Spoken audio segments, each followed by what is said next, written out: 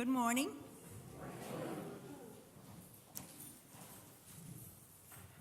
Please join me in the call to worship.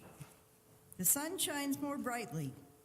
Its warmth stays with us for so many more hours. So we shake free our routines.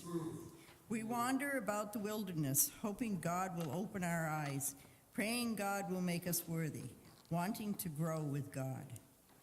Let us all grow together in wild ways that are all gone. Join me in the prayer of invocation. Wild God, you do great, wonderful things. It's what makes you our God. There is nothing else in this world like you. There is nothing else like your love. Wild God, come and worship with us. Help us to grow in your love. Amen.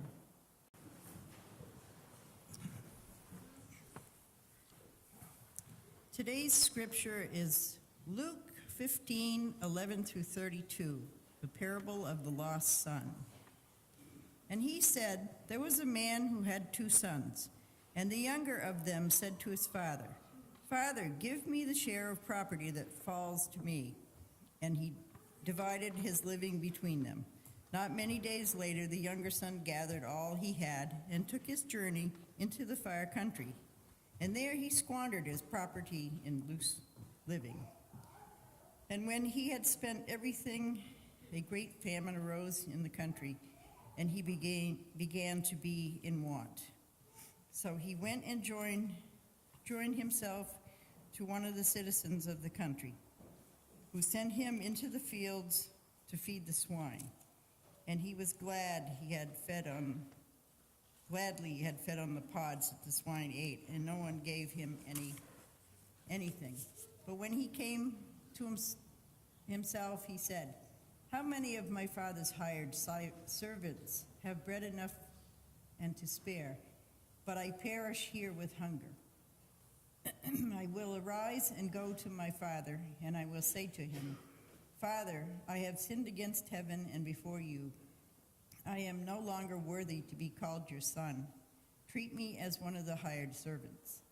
And he arose and came to his father. But while he was yet at a distance, his father saw him and had compassion, and ran and embraced him and kissed him. And the son said to him, Father, I have sinned against heaven and before you, and I am no longer worthy to be called your son. But the father said to his servants, bring quickly the best robe and put it on him, and put a ring on his hand and shoes on his feet. And bring the fatted calf and kill it, and let us eat and make merry. For this my son was dead and is alive again, and he was lost and is found. And they began to make merry. Now his older son was in the field, and as he came and drew near to the house, he heard music and dancing. He called out to one of the servants and asked what this meant. And he said to him, your brother has come, and your father has killed the fatted calf because he has received him safe and sound. But he was angry and refused to go in.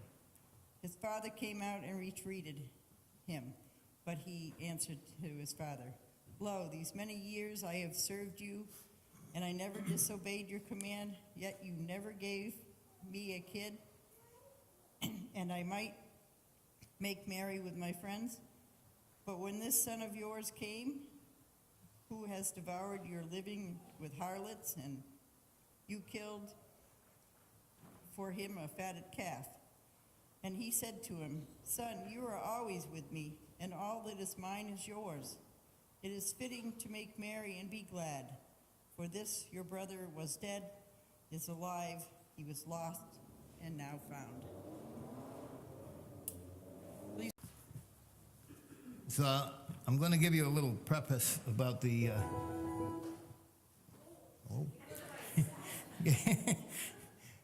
I didn't do that. I'll give you a little preface about this sermon that I'm going to give you today. As you can see in the bulletin, it says the crow. It was supposed to be the crow versus the prodigal son, but that got left out a little bit. But Beverly asked me a couple of months ago to fill in for today, and asked if I had anything planned for a sermon yet. And I said, well, I had this thing that I found on Facebook, and I liked the way it went, and I played it for her. I had saved it, and I played it, and right off she said, that'll go with the prodigal son story. So then I had to come home and try to figure out how this was going to attach to that. And so I sat down and I started putting it on paper, the story that I had on Facebook. And I sat there, it was a Sunday afternoon, and I prayed as to how it could go. And all of a sudden, the words just started coming, and I was able to put together this message. So I hope you like it. The first part of it, though, is a joke. I have to give you a joke. We're talking about crows, and researchers for the Massachusetts Turnpike Authority found over 200 dead crows recently around Boston, and they had a concern that it might be the avian flu coming back. A bird pathologist examined the birds, and to everyone's relief, confirmed that the problem was definitely not avian flu. The cause of death appeared to be vehicular impacts. However, during the detailed analysis, it was noted that varying colors of paint appeared on the birds' beaks and claws. By analyzing these paint residues, it was determined that 98% of the crows had been killed by impact with trucks, while only 2% were killed by impact with a car. The MBTA then hired an ornithological behaviorist to determine if there was a cause for the disproportionate percentages of truck kills versus car kills. He found out very quickly and concluded that the cause, when crows eat roadkill, they always have a lookout crow in a nearby tree to warn of impending danger. And they discovered that while all the lookouts could shout, car, car, they couldn't say truck.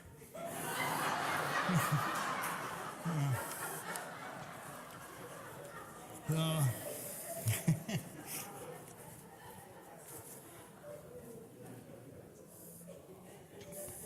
okay. So this will be up where you can see it too. But there once was a crow who lived. Yeah, that's the same. Okay, that's fine. This goes with it. There once was a crow who lived in the woods. He was happy with his life and never wanted for anything. But one day the crow saw a dove. That dove is so bright and beautiful, thought the crow. By comparison, I am so dull.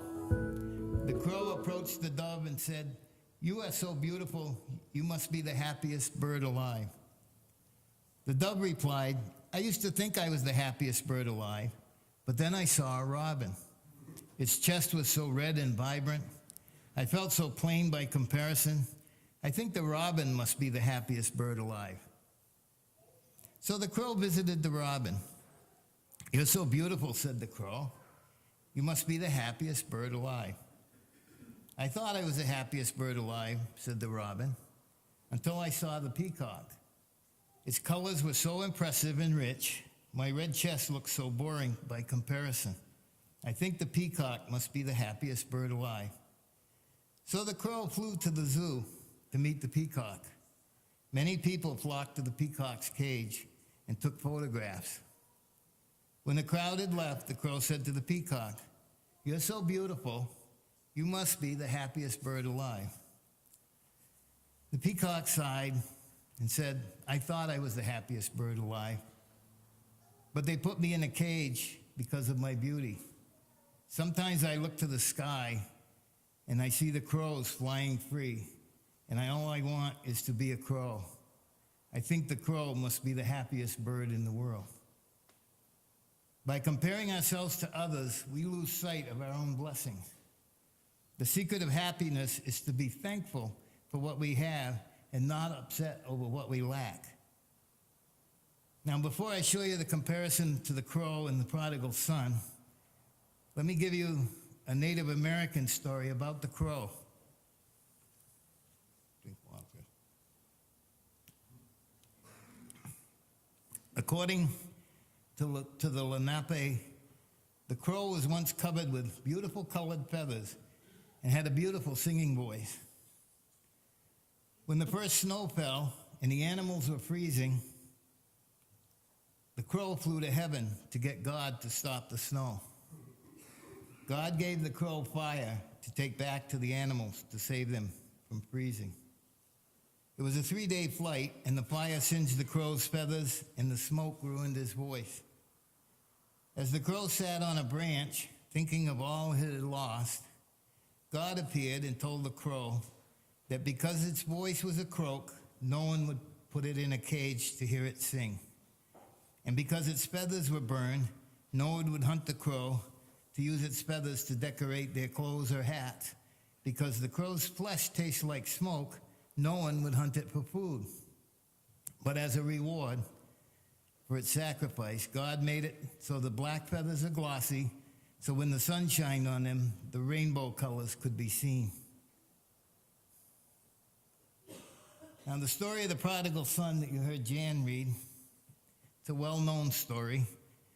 And how does it compare to the story of the crow? It becomes a story of frustration. One brother demanded his inheritance early from his father and went off to a faraway land where he squandered it all away, living a wild life, while the other brother stayed home, toiled in the fields for his father. After losing everything and nearly starving to death, the younger brother decided to come home and confess everything to his father and be willing to be a slave if only his father would take him back. But the father was so happy to see the son that he had given up for dead, he threw a big party and gave him a ring and fine robe and a pair of sandals.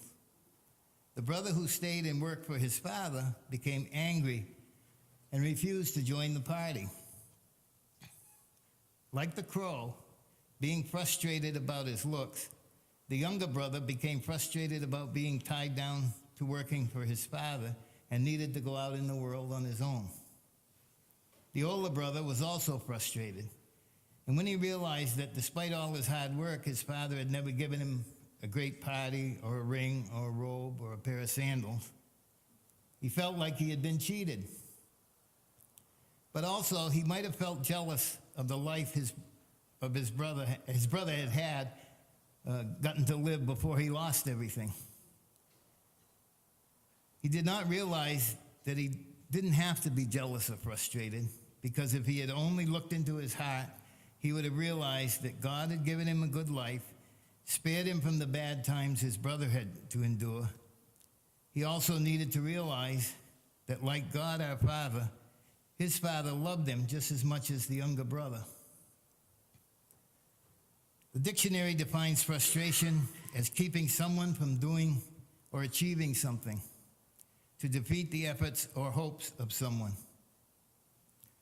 So how many of you remember the Andy Griffith Show? Yeah. Okay, there was an episode called Man in a Hurry. A man by the name of Malcolm Tucker is a wealthy businessman from Charlotte.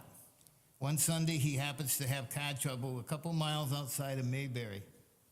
Malcolm walks to town and meets Andy coming out of Sunday morning worship. Andy offers to assist Malcolm, but warns that it's nearly impossible to get anything done on a Sunday in Mayberry. Malcolm begins to lose patience when Wally, the filling station owner, refuses to fix his car because it's his policy not to work on Sunday. Furthermore, Malcolm is dumbfounded that he can't even use the telephone because the elderly Mindlebright sisters use the party line to visit on Sunday afternoons, since they are unable to get around very well. Back at the Taylor house, things don't get much better for Malcolm. He explodes in a tirade, screaming that the citizens of Mayberry are living in another world, that this is the 20th century, and while the whole world is living in a desperate age, the town of Mayberry shuts down because two old ladies' feet fall asleep. Out on the front porch, Malcolm actually begins to relax as Barney and Andy sing the old spiritual church in the Wildwood. But this is short-lived when Gomer informs Malcolm that his cousin Goober has offered to fix the car. Later, when Gomer returns with the car, Malcolm is surprised that there is no charge for the repair since it was a clogged fuel line. Goober actually considered it an honor to work on such a fine machine. As Mr. Tucker prepares to leave, he stops and contemplates the events of the afternoon, as well as his return to the activities of his hectic life. Malcolm realizes that the very characteristics of Mayberry life that initially frustrated him so much are in fact the priorities he needs to establish his own life. He decides to put his business on hold and stay the night in Mayberry. I think the reason that that episode is so popular is that we can all see ourselves in Malcolm Tucker. We can all get caught up in our daily activities to the extent that we are all blinded to everything else going on around us. And when things don't go our way, we explode. A man once said, "Life is what happens while you're busy making other plans." The next time something unexpected or bad happens, may our trials make us stronger in our faith. How many of us have felt frustrated about our lives? We are a people of wishes. We wish our looks were different. We wish we had the money or things that our neighbors have. We become frustrated because we feel things don't go our way or the way we think they should. Like the older brother, we need to look into our hearts to see that God has given us many blessings. We need to push our frustrations aside. If we are bent on leaving God, like the younger brother, things will go badly for us. We will be humiliated in an uncaring world, like the peacock stuck in a cage while the crow flies free. Don't get a hang-up and be frustrated about things in life like the crow was about his looks. We live in a cotton candy existence. If you've ever eaten cotton candy, when you put it in your mouth, it seems to disappear. It looks pretty and promises a great deal, but doesn't really deliver. In her message in the May Steeple News, Beverly told about her cousin who was down and out and feeling very frustrated about her situation. A friend told her to pray, asking God, open the doors in my life that need to be open and close the doors in my life that need to be closed.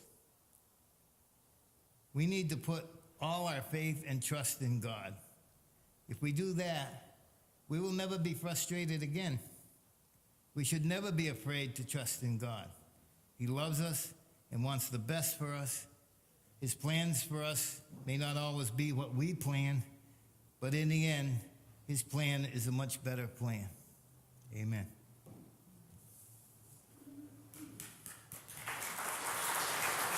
Thank you.